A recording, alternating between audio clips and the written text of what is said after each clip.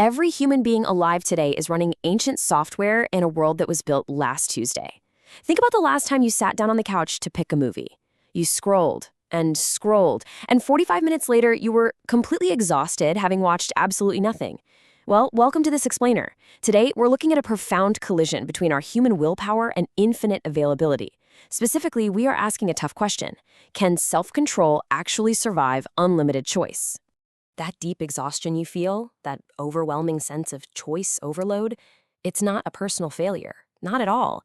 It's a systemic mismatch between how our ancient brains evolved and the endless sea of options currently sitting right there in our pockets.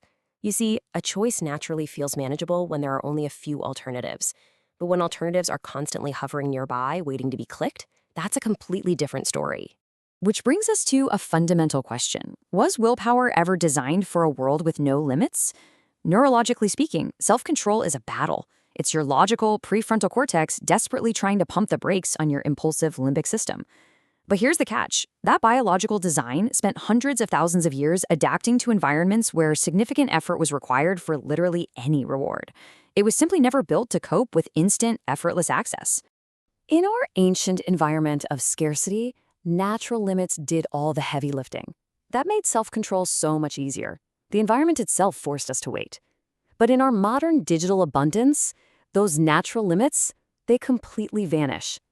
Suddenly, our self-control is left utterly under siege, constantly required to say no over and over again. You have to understand, self-control is not a character trait. It's a cognitive resource, and it runs out.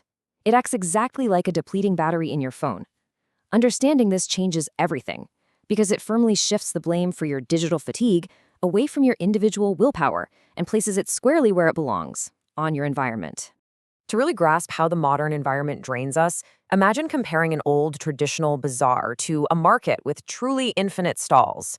With just a few stalls, your attention is easy to direct, it's easy to trust. But when you introduce infinite options, it doesn't just add more choices, it fundamentally changes the entire architecture of choice.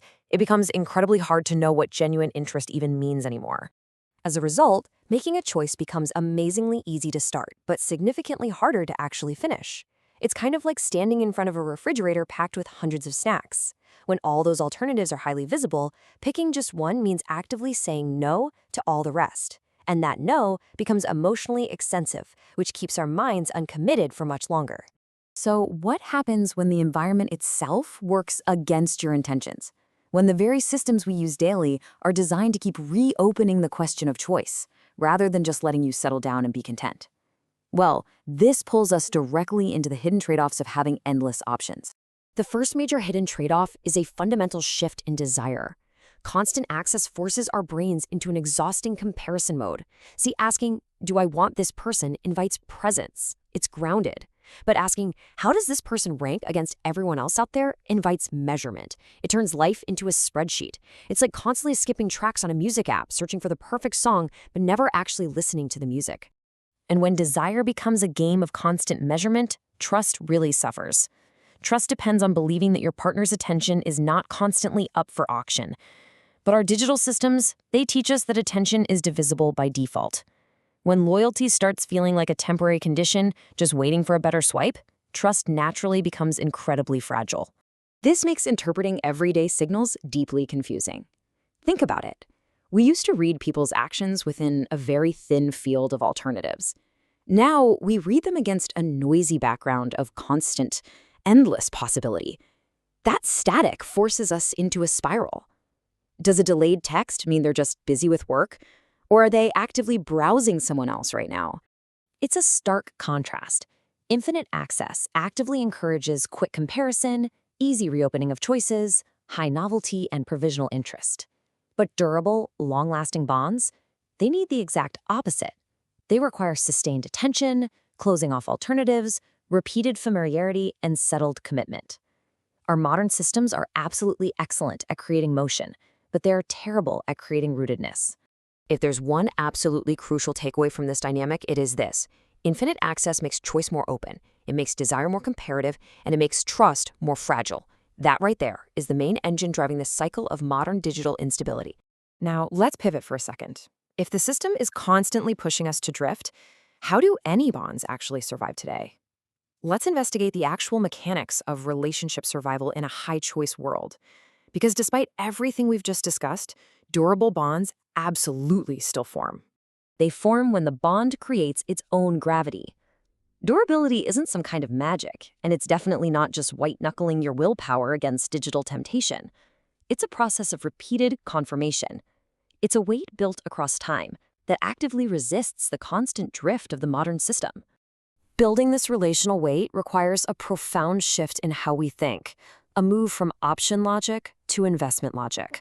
Option logic is always asking, what else is out there? But investment logic asks, what am I helping build right here? Commitment is not the unrealistic disappearance of all other alternatives. It's the mature, active management of them. Over time, this creates a subtle but incredibly powerful change in the brain. In a shallow connection, the other person is an exciting event. But in a durable connection, your shared history integrates that partner into your context. They literally become part of the very framework your mind uses to interpret the world around you. But we have to be clear, durability doesn't mean flawlessness. Repair matters so much more than perfection. Think of a bridge under stress. Strong bonds aren't without friction.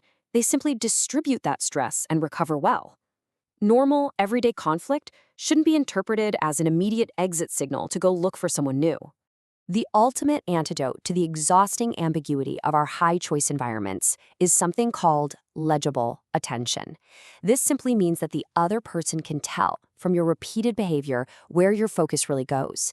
It takes all that digital confusion and turns it into a solid pattern that the relationship can actually stand on. So what does legible attention actually look like in practice? It means consistent follow-through. It means predictable repair after a fight. It involves setting honest boundaries and ensuring your actions actually match your stated priorities. Consistent patterns, rather than just cheap text messages, are what actively reduce decision noise and establish genuine, lasting trust. This reveals the true voice of the bond. Excitement is always screaming, "Look over here!" It's an exhausting, constant interruption of digital novelty. But durability quietly says, "You can stay here." That deeply underrated relief, the soothing absence of constant threat, is exactly what allows true emotional depth to thrive. So, as we wrap up, I want you to remember this empathic diagnosis. You are not broken. The problem was never your weakness. The problem is simply a mismatch between your ancient wiring and a modern world. Understanding that mismatch, well, that is the very first step to reclaiming your control. Which leaves us with this final, crucial question. If humanity evolved through waiting, effort, uncertainty, and anticipation, what happens when those barriers disappear? We've seen the consequences of that today. But how do we actually build solutions in this environment? How do we fix this? That is exactly what we will dive into in our next explainer.